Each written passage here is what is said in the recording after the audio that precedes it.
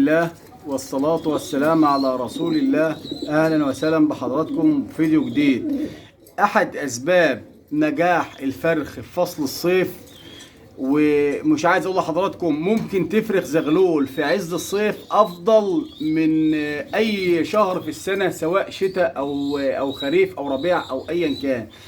الزغلول اللي حضراتكم شايفينه ده دلوقتي يعني فرخ شهر 7 زي ما انتم شايفين اهو. فرخ طالع سليم، مفيش جدري، مفيش اي كلام من ده، ما شاء الله. والاهالي بيضين كمان. شايفين الزغلول عامل ازاي؟ طيب السبب ايه بقى؟ ان انا بحط تحت كل جوز فرد واحد بس او بيضه واحده بس. ده كان تحتهم فرد واحد طالع 100 100. دول بسم الله ما شاء الله جوز تاني برضو تحتهم فرد واحد برضو طالع 100 100 وبطل اهو زي ما حضراتكم شايفين. هجيب لحضراتكم برضو مثال تاني.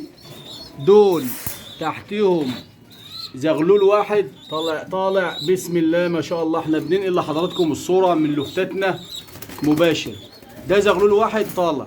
اول حاجة يا جماعة بتنجح الموضوع ده ان انت ما بتهلكش الحمام الكبير.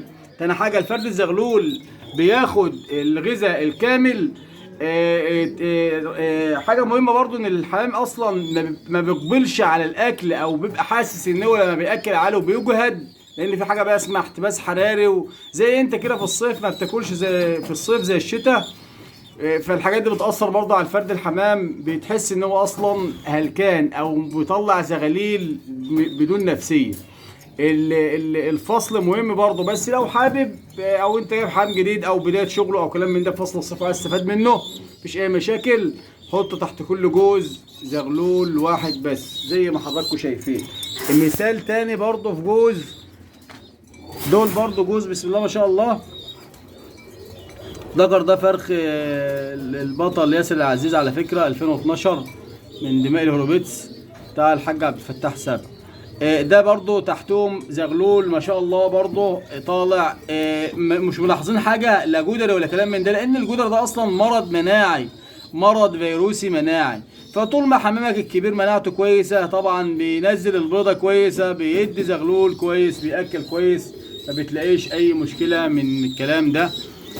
ده برضو حاجة تانية. جوز تاني برضه تحتيه زغلول. شايفين يا جماعه الزغلول عامل ازاي؟ انا بكلم حضراتكم واحنا يعني مش عارف النهارده كام 7، بس تقريبا 12/7 على ما اظن يعني. شايفين الزغلول عامل ازاي؟ شايفين البنيان، شايفين الجسم، القوه، ومفيش جدر ولا كلام من ده. هوري لحضراتكم برضو مثال. احنا بننقل لحضراتكم الصوره واقعيه. دول جوز اهم تحتهم زغلول، بضوا على زغلول على ابنهم. انا بحب اسيب الحمام يعني ايه تحت الجوز ياخد وضعه يعني. وبرضو دول تحتهم زغلول واحد بس. شايفين لسه الفرد الحمام عمره ايام، وما شاء الله الزق باين عليه كويس ازاي. ده برضو جوز تاني. ده جوز خلاص شلنا بقى من تحتيه الطاجن، ما عادش في طاجن هنا خلاص اهو، داخل في عمليه الفصل، داخل في عمليه الفصل. ده برضه جوز تاني زغلول واحد بس. دي الطاره والذكر فصلناه على اساس ما قلناش يعني نريح الحمام، ما قلناش نشغل الحمام، رغم ان كان تحتهم زغلول واحد بس. شايفين الزغلول طلع عامل ازاي؟ مفيش جدري، مفيش كلام من ده. العيشه متواضعه خالص يا جماعه. مش هقول لك احنا بنربي بقى في قصر او في جزيره او كلام من ده. عشه زي اي عشه، اقل هاوي زي ما حضراتكم شايفين اهو ان شاء الله. استفدت انا ايه مثلا لما يعني بشغل زغلول واحد. شايفين ده برضو جوز تحتهم زغلول واحد اهو برضو ما شاء الله. اول حاجه ان انا بحمي نفسي وبخلع نفسي كده من موضوع الموت المفاجئ عند الحمام. ازاي الكلام ده؟ لان انت ممكن تطلع تلاقي الفرد الحمام بتاكل عيالها ميت على عيالها، احتباس حراري مع اجهاد، تاكيل، هبوط في الدوره الدمويه.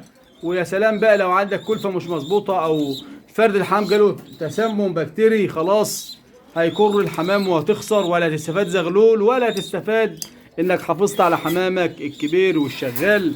النقطة دي طبعا اتكلمنا فيها قبل كده، وقلت انوه برضو على حضراتكم لانها مهمة جدا يا جماعة للناس اللي حابة تفرخ عشان تبقى في الامان. مش عايز تفصل حمامك وعايز تفرخ مفيش اي مشكلة، اعمل اللي بقول لك عليه.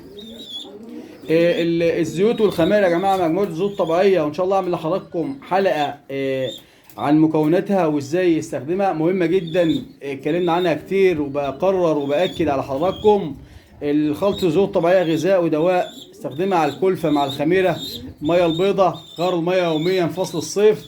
اهتم بالسكرولايت عشان الاحتباس الحراري والفيتامين سي. ان شاء الله اقول لحضراتكم برضو على بعض الانواع الاعشاب المهمه في فصل الصيف للحمام، وانتظروا ان شاء الله القرص الوقائي الخفيف خالي من اي اعراض جانبيه. الاعشاب كوقايه ممتازه جدا، لو استخدمت الاعشاب كنظام وقائي يعني احتمال كبير جدا ما يحصلكش اي مرض للحمام. اما لو استخدمت الاعشاب في اثناء المرض بتبقى فعاليتها ضعيفه جدا زي ما قلت قبل كده. فالوقايه خير من العلاج. اهتم بحمامك وسليم قبل ما يحصل له مرض. ده يا جماعه كان موضوع يعني اختصار بسيط كده لاحد اسئله عرضت علينا. لو اول مره بتشوفنا ومش مشترك في القناه تشترك وتشرفنا، محتاجين دعمكم. ولو عجبك الفيديو لايك ومشاركه عشان كل يستفاد، وانتظرونا ان شاء الله في اللي جاي. والسلام عليكم ورحمه الله وبركاته.